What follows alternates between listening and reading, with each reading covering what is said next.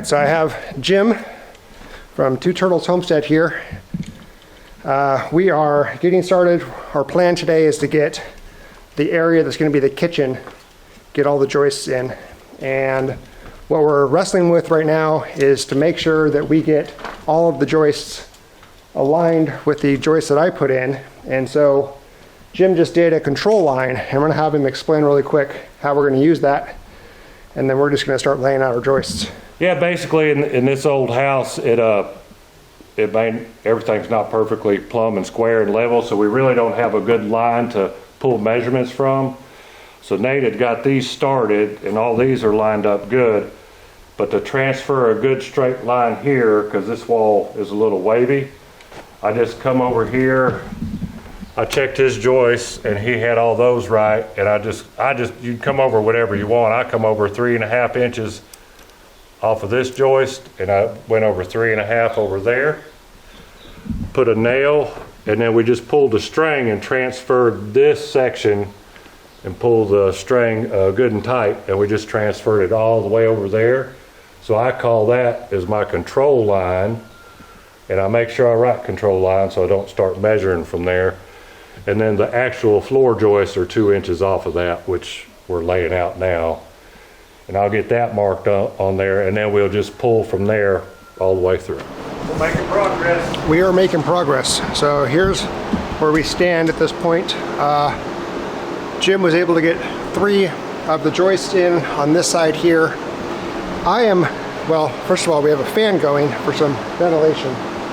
I am correcting, no, it's fine. I'm correcting some height issues on the joists that I put in. Now that I have a laser, you can see the laser here, I'm able to really get a good accurate measurement. So these have to be raised up about 3/16 of an inch. Some of them have been 1/4 of an inch. And then Jim is matching that height when he puts his up. So that's where we are with things. It's going fast. We may be able to get this area here done before noon. That'd be pretty crazy. One of the bummer things is I dropped my tape measure down the middle of the cinder block here, and it goes all the way down to the base. So I'll have to fish that out later. Meanwhile, I'm using one of his.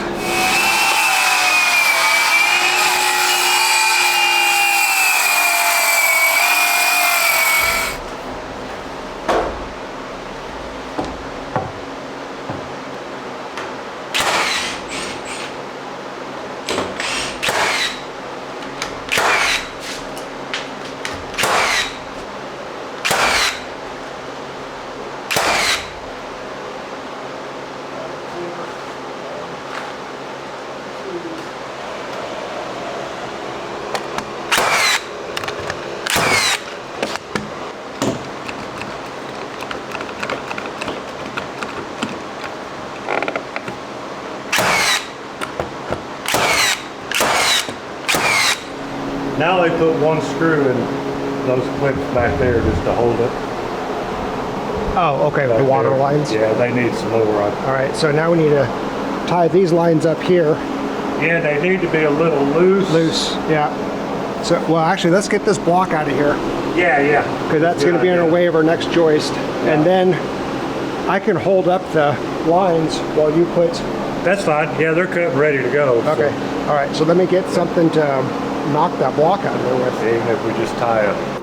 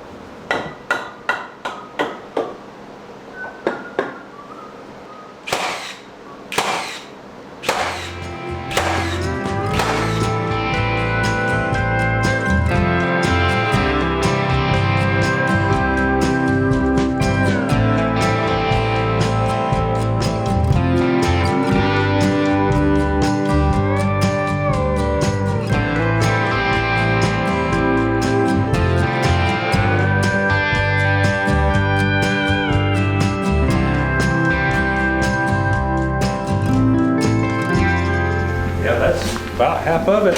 Yeah, it's about halfway. Don't forget, we need to, well, I'll put a double. Well, we can come off of there. Yeah, we'll have to do I'm just thinking,